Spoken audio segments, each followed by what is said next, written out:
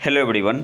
आज से हम लोग स्टार्ट कर रहे हैं current affair quiz for state PCS like 69 BPSC, RS, UPPSC या किसी भी गवर्नमेंट एग्जाम के लिए इम्पोर्टेंट है। और आज का लेक्चर इस सीरीज़ का सेट नंबर 1 है। तो आते हैं पहले क्वेश्चन पे। बस एक रिवीजन सीरीज है करंट अफेयर का। भारत के लिए हाल ही में जारी एनएचए अनुमान 2019-20 के अनुसार कुल स्वास्थ्य व्यय टोटल हेल्थ एक्सपेंडिचर में आउट ऑफ पॉकेट व्यय का हिस्सा क्या है? आपके पास ऑप्शन है 47.1%, ऑप्शन बी है 59.2%, ऑप्शन सी है 60.4%, ऑप्शन डी है 92.1%। सही आंसर यहाँ पे क्या होगा? ऑप्शन ए आपका यहाँ पे सही आंसर हो जाएगा 47.1%। भारत के लिए हाल ही में जारी एनएचए अनुमान 2019-20 के अनुसार टोटल हेल्थ एक्सपेंडिचर में आउट ऑफ पॉकेट व्यय का हिस्सा क्या है? तो ऑप्शन ए आपका यहाँ पे सही आंसर होगा 47.1%। अब इसे थोड़ा डिटेल में देख लेते हैं। National health account estimates for India 2019-20 release हुआ है और इसमें आपको याद क्या रखना है, जो share of out of pocket expenditure है OOPE इन टोटल हेल्थ एक्सपेंडिचर ये डिक्लाइन हुआ है। 2014-15 में कितना था? 62.6%। डाटा याद रखना है, बीपीएससी पूछती है। और 2019-20 में कितना है? 47.1%। तो ये भी याद रखना है कि ये डिक्लाइन हुआ है। जो share of out of pocket expenditure है किसमें? इन टोटल हेल्थ एक्सपेंडिचर ये डिक्लाइन हुआ है। किसके कंपेयर में? 2014-15 के कंपेयर में। 2014-15 में कितना था? 62.6%। 2019-20 में कितना है? 47.1%। इसके अलावा आपको याद रखना है government health expenditure share in countries total GDP increase from 1.13% to 1.35%। अब याद क्या रखना है आपको, जो सरकार का हेल्थ एक्सपेंडिचर है, हेल्थ एक्सपेंडिचर शेयर है देश के टोटल जीडीपी में, ये आपका इंक्रीज हुआ है। 2014-15 में कितना था? 1.13%। 2019-20 में कितना है? 1.35%। तो 2 पॉइंट आपको याद रखना है। सबसे पहले जो share of out of pocket expenditure है ये आपका डिक्लाइन हुआ है 2014-15 के कंपेयर में। और जो सरकार का हेल्थ एक्सपेंडिचर है, हेल्थ एक्सपेंडिचर शेयर देश के टोटल जीडीपी में ये आपका इंक्रीज हुआ है 2014-15 के कंपेयर में। तीसरा पॉइंट है share of government health expenditure in total health expenditure increase from 29% to 41.4%। 2014-15 में कितना था? 29%। 2019-20 में कितना है? 41.4%। तो ये आपको इम्पॉर्टेंट पॉइंट है, आपको याद रखना है। डाटा पूछ सकती है बीपीएससी या किसी भी एग्जाम में। इसके अलावा per capita government spending on health care doubles, ये भी याद रखना है। जो पर कैपिटा गवर्नमेंट स्पेंडिंग है हेल्थ केयर पे क्या हुआ है? डबल हुआ है। अगले क्वेश्चन पे आते हैं। भारतीय नौसेना के प्रोजेक्ट 15B श्रेणी के तीसरे स्वदेशी स्टील्थ विध्वंसक डिस्ट्रॉयर का क्या नाम है? आपके पास ऑप्शन है INS आकाश, ऑप्शन बी है INS उदय, ऑप्शन सी है INS इम्फाल, ऑप्शन डी है इनमें से कोई भी नहीं। सही आंसर यहाँ पे क्या होगा? ऑप्शन सी आपका यहाँ पे सही आंसर हो जाएगा INS इम्फाल। इंडियन नेवी के प्रोजेक्ट 15B श्रेणी के तीसरे स्वदेशी स्टील्थ विध्वंसक का क्या नाम है? तो ऑप्शन सी आपका यहाँ पे सही आंसर होगा INS इम्फाल। और आपको यहाँ से 3 इम्पॉर्टेंट पॉइंट याद रखने हैं। जो प्रोजेक्ट 15B है किसके लिए है? मिसाइल डिस्ट्रॉयर के लिए है, विध्वंसक के लिए। प्रोजेक्ट 17A क्या है?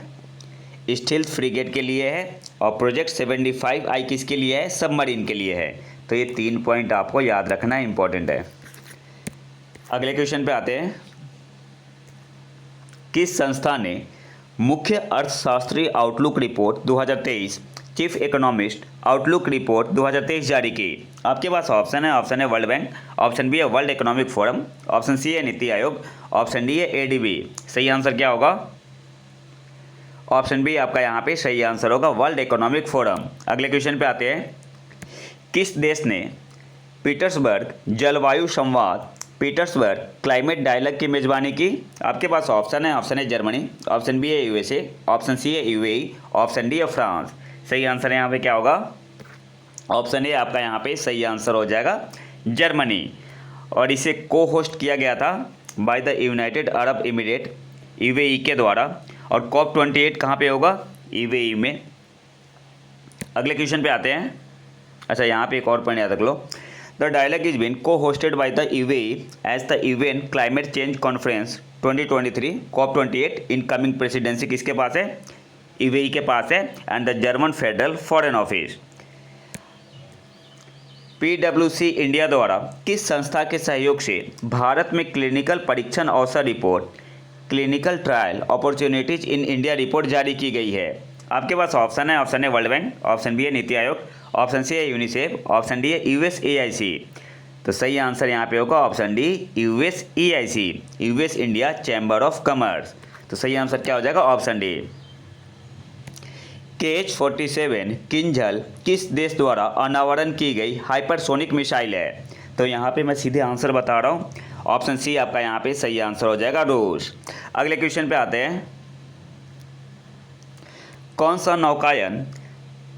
सा नौकायन जहाज ट्रांस ओशियनिक अंतर महाद्वीपीय अभियान ट्रांस ओशियनिक इंटरकॉन्टिनेंटल एक्सपेडिशन से गुजर रहा है? तो सही आंसर यहाँ पे होगा ऑप्शन ए INSB तारिणी। कौन सा नौकायन जहाज ट्रांस ओशियन इंटरकॉन्टिनेंटल एक्सपेडिशन से गुजर रहा है? तो ऑप्शन ए आपका यहाँ पे सही आंसर होगा INSB तारिणी। अगले क्वेश्चन पे आते हैं। किस कंपनी ने भारत में क्वांटम कंप्यूटिंग के लिए कौशल विकास कार्यक्रम शुरू किया है? सही आंसर होगा Amazon web services, AWS short में लिखते हैं। किस कंपनी ने भारत में क्वांटम कंप्यूटिंग के लिए कौशल विकास कार्यक्रम शुरू किया है? तो ऑप्शन सी आपका यहाँ पे सही आंसर होगा अमेजन वेब सर्विसेज। ठीक है, अब मैं ऑप्शन नहीं पढ़ूंगा, सीधे आंसर बताते हुए चलूँगा, आपका टाइम भी बर्बाद नहीं होगा। बिग बेन प्रसिद्ध घड़ी किस देश में स्थित है? तो ऑप्शन सी आपका यहाँ पे सही आंसर हो जाएगा यूके में। अगले क्वेश्चन पे आते हैं। सेमी क्रायोजेनिक इंजन का परीक्षण किस संस्थान ने सफलतापूर्वक किया? सही आंसर क्या होगा? ऑप्शन ए आपका यहाँ पे सही आंसर हो जाएगा इसरो। अगले क्वेश्चन पे आते हैं। 80-20-21 LWX जो खबरों में देखा गया था किस क्षेत्र से संबंधित है? तो ऑप्शन बी आपका यहाँ पे सही आंसर होगा एस्ट्रोनॉमी से। और ये क्या है? बेसिकली लार्जेस्ट कॉस्मिक एक्सप्लोजन है जो अब तक देखा गया है। अगले क्वेश्चन पे आते हैं। किस संस्था ने उत्साह पोर्टल लॉन्च किया? तो ऑप्शन बी आपका यहाँ पे सही आंसर हो जाएगा UGC ने।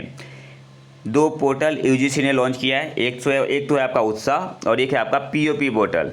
ठीक है, POP पोर्टल याद क्या रखना है? उत्साह का फुल फॉर्म याद रखो, undertaking transformative strategy and action in higher education. और दूसरा क्या याद रखना है? POP जो पोर्टल है प्रोफेसर ऑफ प्रैक्टिस पोर्टल है। तो ये 2 पॉइंट आपको याद रखना है। स्वर्गीय नाथूराम मिर्धा की प्रतिमा का हाल ही में किस राज्य में उद्घाटन किया गया? ऑप्शन ए आपका यहाँ पे सही आंसर होगा राजस्थान। अगले क्वेश्चन पे आते हैं। हिमार्स रॉकेट का निर्माण कौन सा देश करता है? सही आंसर होगा ऑप्शन सी USA अमेरिका। अगले क्वेश्चन पे आते हैं। रॉबर्ट E लुकास जिनका हाल ही में निधन हो गया किस क्षेत्र से जुड़े थे? तो ऑप्शन डी आपका यहाँ पे सही आंसर होगा इकोनॉमिस्ट, अर्थशास्त्री थे। ठीक है, तो ऑप्शन डी आपका यहाँ पे सही आंसर होगा अर्थशास्त्र। और इन्हें नोबेल प्राइज कब मिला था? कौन से ईयर में? 1995 में। अगले क्वेश्चन पे आते हैं।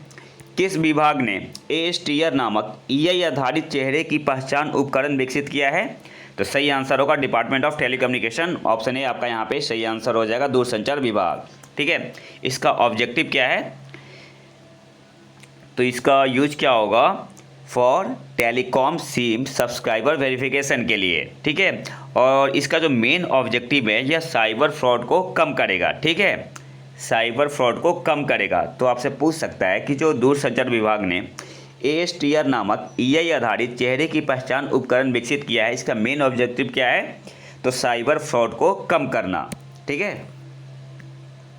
भारत ने किस देश की सहायता के लिए ऑपरेशन करुणा शुरू किया है? सही आंसर यहाँ पे होगा option C Myanmar. Cyclone Mocha आया हुआ था। रूस ने रस्त अस्तारा रेलवे के निर्माण को अंतिम रूप देने के लिए किस देश के साथ एक समझौते पर हस्ताक्षर किए? ऑप्शन बी आपका यहाँ पे सही आंसर होगा ईरान के साथ। आइडिएशन किस संस्थान का प्रमुख स्टार्टअप कार्यक्रम है? तो ऑप्शन सी आपका यहाँ पे सही आंसर होगा नुमालीगढ़ रिफाइनरी लिमिटेड। और आखिरी क्वेश्चन पे आते हैं। विंग्स इंडिया 2024 कार्यक्रम का मेजबान कौन सा शहर है? तो ऑप्शन ए आपका यहाँ पे सही आंसर होगा हैदराबाद। तो ये तो था हमारा आज का लेक्चर। मिलते हैं अगले सेट में, तब तक के लिए नमस्कार, जय हिंद।